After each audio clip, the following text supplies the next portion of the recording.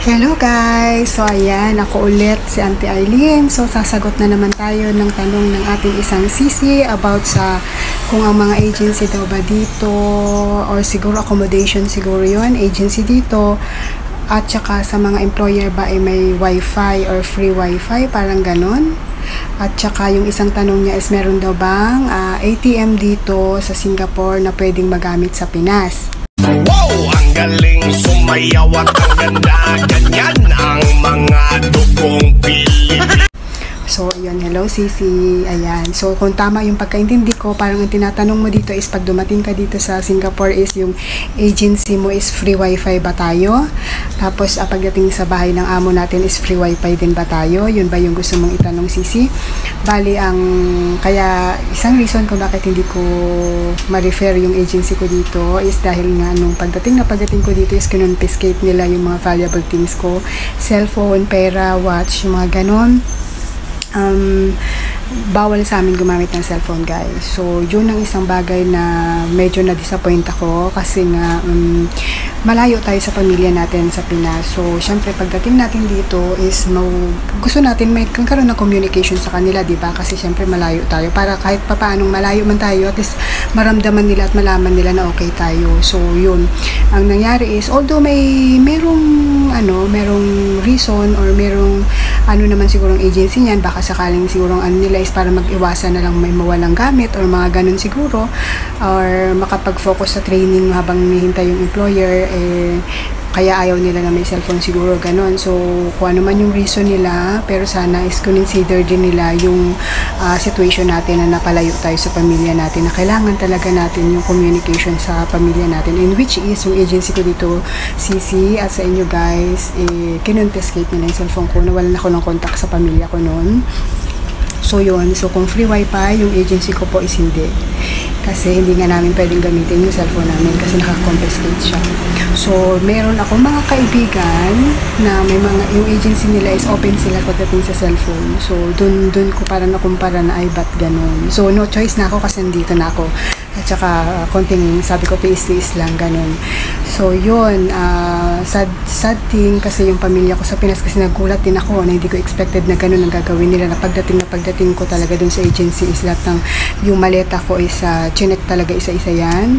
Yung laman nun. Tapos, kinuha nila yung mga valuable things, kinonfiscate nila. At nawalan talaga ako ng contact ko sa 17 days ko na nandito ako sa Singapore. Is nawalan talaga ako ng contact sa sa Pilipinas. Tapos, tawag dito, yung mga kasamahan ko is hindi rin ako makahingi ng tulong sa kanila na kung pwede makichat kasi same kami ng situation na wala rin silang cellphone.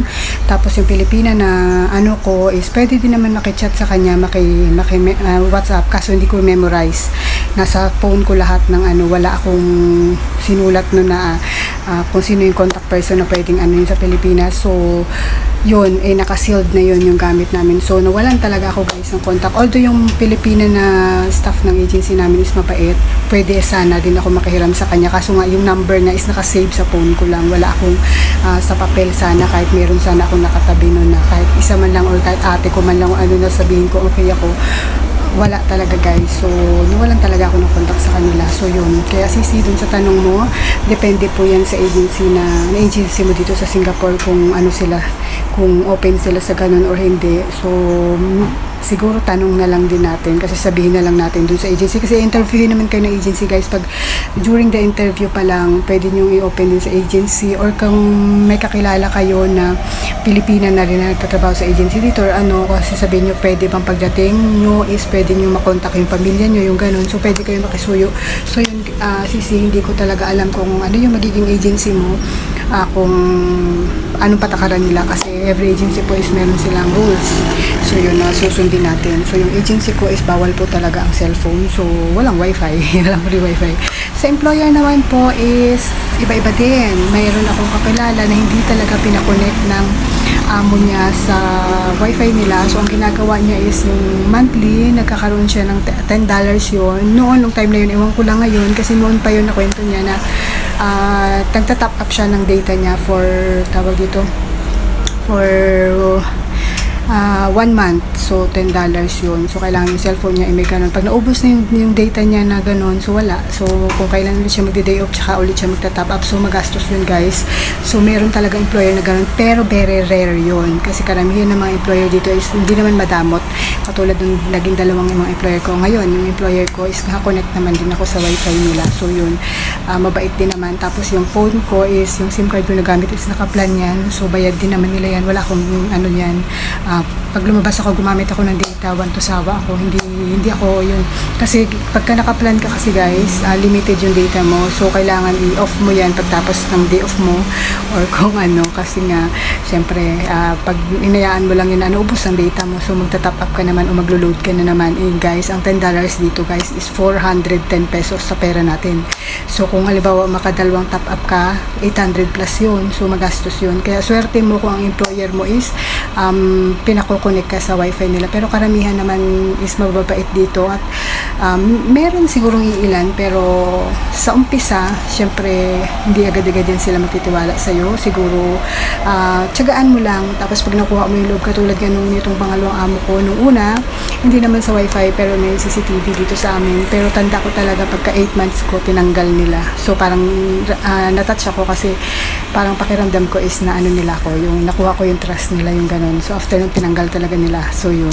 Kaya, tiyaga-tiyaga lang tayo. Kung hindi man tayo pinakonect ngayon, siguro, hindi natin alam, baka pag-anuhan na natin kasi nandito tayo is para mag-work, hindi para, parang ano na lang yun parang kuha na lang sa atin, although talagang kailangan din natin talaga na may wifi kasi for communication, pero kung ganun yung magiging employer natin is wala na tayong magagawa kasi decision nila yun, kasi kanila yun. So, ang gawin na lang natin is mag-top up na lang tayo. So, yun.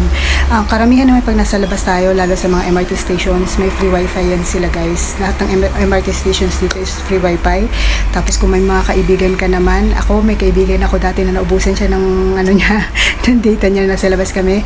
So, nakikonnect siya sa akin sa ano ba yun? Nakalimutan ko tuloy. Ano ba yung kinonect niya sa akin dati? So, yun, hotspot. Yun. So, may hotspot kasi ako. So, nakikonnect siya sa akin noon nung nagkaroon kami ng party. So, yun, kasi naubusan siya. Tapos, yun, CC, depende rin sa employer yan. Depende sa agency, depende sa employer na mapuntahan mo. I-pray lang natin na sana maging okay. At kung hindi naman talaga is gawa na lang natin ng paraan. Pilipino tayo. Marami tayong magagawang paraan dyan sa mga ganyan. Maliliit na bagay lang yung mga wifi, mga ano na yan. So, yun. Ang mahalaga magkaroon tayo mabait na employer. So, yun.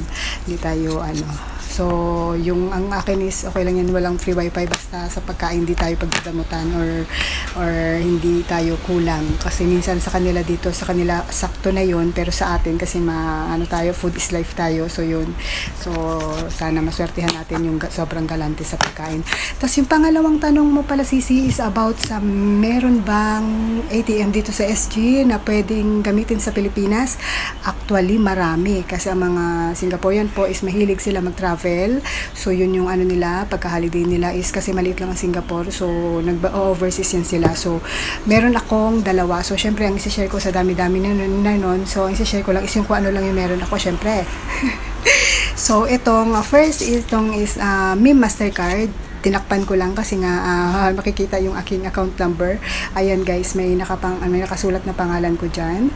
Tapos, itong isa yung bago lang to. This month ko lang to nakuha ang So, ayun, pag-usapan natin yung dalawang ATM na meron ako na pwedeng magamit sa Pinas. Yun yung Meme Mastercard at saka yung Revolut card.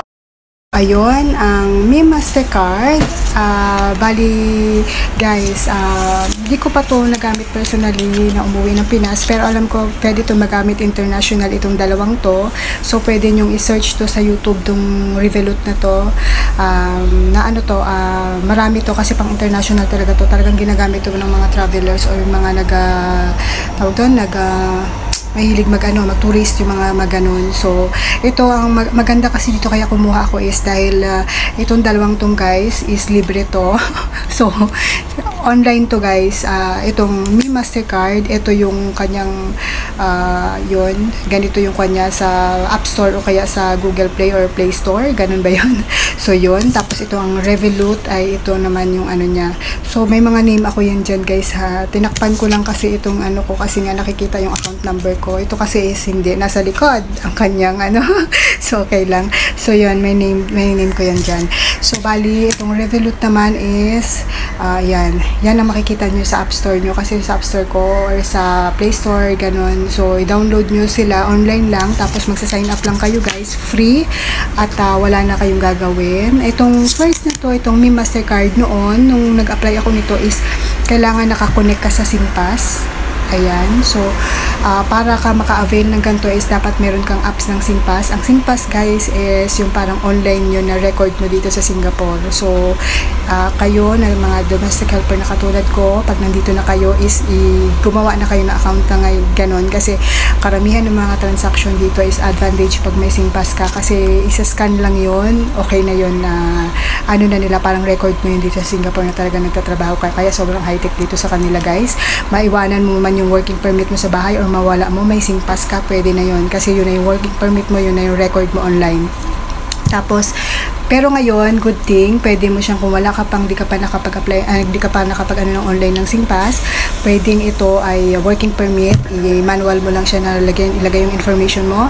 Tapos maghintay ka lang, nung time ko is 3 days to 5 days, na-receive ko to, bali, in-address ko dito sa bahay, so by email, so natanggap ko tong aking card. Libre to guys, at wala ka na, di mo na kailangan pumunta kung saan pa, marireceive mo na lang yung card mo sa bahay mo. At same nito, ito guys ay nitong ano lang to, nung this month ko lang to nakuha at ako kasi ay nagmarites. So bali ang nangyari kasi dito guys ay ako po ay nag-training sa SCDF, yung sa Singapore dito, yung sa ano nila, so yung paano ka tawag doon, yung sa mga safety, yung ano ba tawag, emergency thing. So yun, nag-training kasi ako dito. So meron Pilipina doon, nakausap niya yung isang kapwa niya Pilipina, kapwa namin Pilipina, nung nagtap out na siya sa MRT. Ito pala guys, itong dalawang card na to ay pwede itong EasyLink card. Kaya hindi ako gumagamit guys ng EasyLink card o MRT card. Hindi na ako bumili or kasi $10 din yun. Kasi ito guys is pwede. Same lang, kung magkano yung, at ang maganda sa Revolut guys is may rebate to, kung magkano yung ano mo, itatap in mo, may babalik sa'yo na 2% pag ang tinap up mo is less than $100, pero pag nagtap up ka ng $100, yung $100 na yun, may 20 rebates yun. So ibig sabihin may cashback, may babalik sa'yo na 20% dun sa nagastos mo. Pero kung less than $100, no worries, may 2% pa rin na cashback to, itong Revolut. Pero itong meme, same lang as lang katulad nung sa mga EasyLink, kaya hindi ako gumagamit guys ng EasyLink card. So yun, bali yun, nagmarites nga ako, alam niyo naman ng inyong auntie, marites ako. So yun, sabi niya kasi dun sa ano niya, ito lang yung nagastos, kahit parang 0.50 lang yata lang laman daw ng ano niya, is nagamit niya pa rin sa bus. Sabi ko, alam ko may limit ang sa bus, kasi ang alam ko guys, at least kahit may $3 ka, pag hindi mag-error yun. Tapos syempre ako na kay marites, sis ano yan, sabi ko nga sa kanya, nakita ko ng Revolut nga yung card, sabi niya ito Revolut card, ganyan, bla bla bla. Tapos sabi niya sa akin, ano ko sa'yo, send ko sa'yo yung link. So mamaya kung may time ako, ilagay ko rin sa description yung link nito kung gusto niyo mag-download ng Revolut card. Alam ko may mga iba-ibang bansa to, pang international to guys eh. So dito kasi sa Singapore is meron kami. So yun, pwede nyo tingnan sa YouTube rin ito, yung review ng Revolut card. Pero itong meme, ayun, alam ko dito lang to sa Singapore, at saka pang international din to magagamit din. So yun, tawag dito, so nakipalites nga ako, tapos sabi niya link, so binigay ko yung WhatsApp ko, tapos yung pinasa niya sa akin yung link, tapos yun, nag-ano ako online, so nag-sign up, dinownload ko yung Revolut apps, tapos yun, nakapag-ano na ako, tapos naghintay lang ako, nag-sign up lang ako, sundan ko, kinalikot-kalikot ko lang yung apps ng Revolut, tapos inalam ko lang siya kung paano, tapos paano ako magkaroon ng free na card. Ito kasi is parang normal card lang nila to, pero meron din na gusto may upgrade, may monthly subscription, pero wag na, hindi naman ako mahilig mag-travel o kung ano man. So ang akin lang naman is basta may libreng card na pwedeng gamitin, di ba? Kasi pang MRT mo na to, paano kung bigla kong nawala pala yung ATM ko, so at least meron ako mga ano, pero guys may laman to ha, pero tig $10 lang yung laman nito. Itong dalawa. Pero pang in case of emergency ko lang kasi to. Pwede din to ha. Pwede din to pang grocery. Pwede din to pang pag kumain ka sa labas, sa Jollibee or sa kung saan. Pwede to guys. Pwede tong pambayad tong dalawang to. Tapos yun nga, sa UCC na nagtanong pwede sa Pilipinas. Ito magpa 5 years na ako next month dito sa Singapore. Di pa po ako nakakauwi ng Pinas. So hindi ko pa natatry to international. Pero meron pa akong napanood na credit to the owner of this video. Itong Meme Mastercard ay nagamit niya sa Pilipinas na grocery siya. At itong naman is online na lang, search nyo lang sa YouTube yung gamit ito. At ang dami talagang gamit ito kasi pang international talaga ito na card. So grabe ko ako sa inyo mag-download kayo nito. So yun, ito ipapakita ko sa inyo CC.